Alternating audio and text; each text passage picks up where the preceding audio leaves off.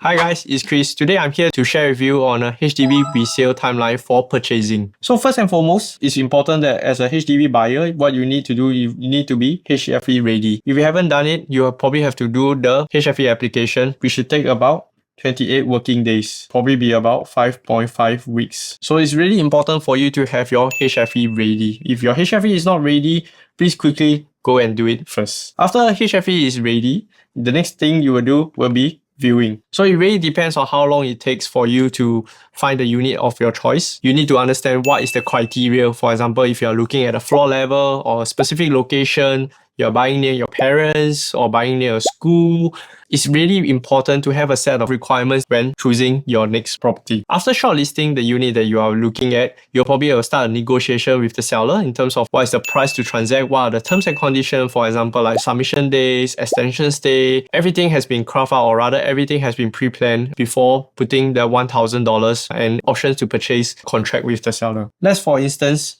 you are ready to go. You have found your choice unit and you have negotiated successfully for the unit. You will be entering a OTP stage with the seller.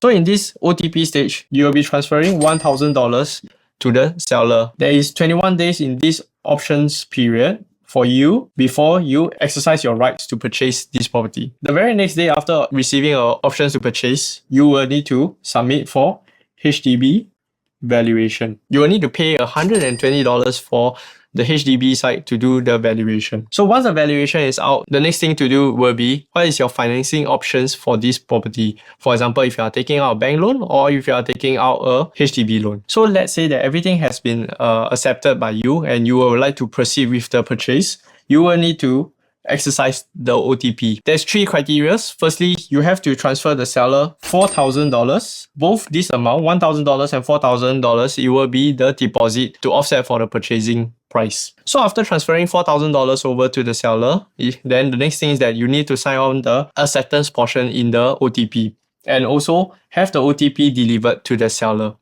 So with that all being done, the next thing you do, you will be submitting the case to HDB. Submission for the case to HDB, you will need to pay the HDB $80 for this. It depends on your terms and conditions as you've pre-negotiated with the seller. Let's just say that both of you all have agreed on a 14-day submission. So which means to say you have 14 days to go and gather all the data or rather all the information that you require. Because that's very important, especially as a buyer, because for instance, you are taking a proximity housing grant, you probably need to gather all the documents. For example, if you are taking to stay near your parents, you need the information from your parents like IC, birth cert, and their residing address. So there's quite a number of documents to submit this application. Let's say that it has been submitted to the HDB. The next thing, you will take about 4 weeks plus minus for the HDB to process backend.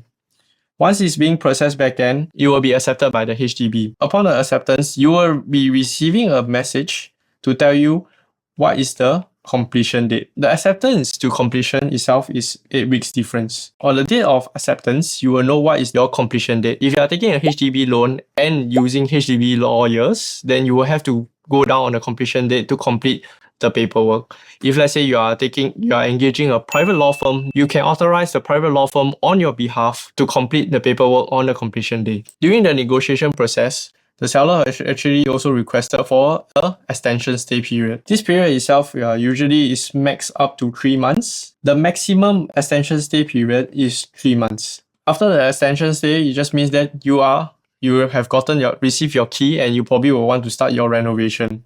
So let's just say that in this renovation period, it really depends on how extensive your work's going to be. It could take up to 3 months or more, and it depends on your scope of works. So let's take a look back. After the renovation is the happiest day you and your family will be moving in. So let's take a look back in terms of the timeline that we are looking at. So for the HFE period, it takes about 1.5 months. And for example, the viewing period, you take about 0.5 months. Option period is 21 days, which is about 0.75 months. For submission period, let's go to the maximum timeline of 60 days. So it will be 2 months over here. Submission duration, it takes about 4 weeks, which is about 1 month here. And acceptance is 8 weeks, about 2 months. Maximum extension stay 3 months and renovation 3 months. Let's sum out the whole process of the timeline. 1.5 months, 0.5, 2 months over here, 2.75, 2 months over here, 4.75, 1 month, 2 months, 3 months, 7.75, 3, and another 3, so another 6 months. It's 13. It can take up to 13.75 months. I hope that this whole process itself give you a clearer picture of the entire timeline.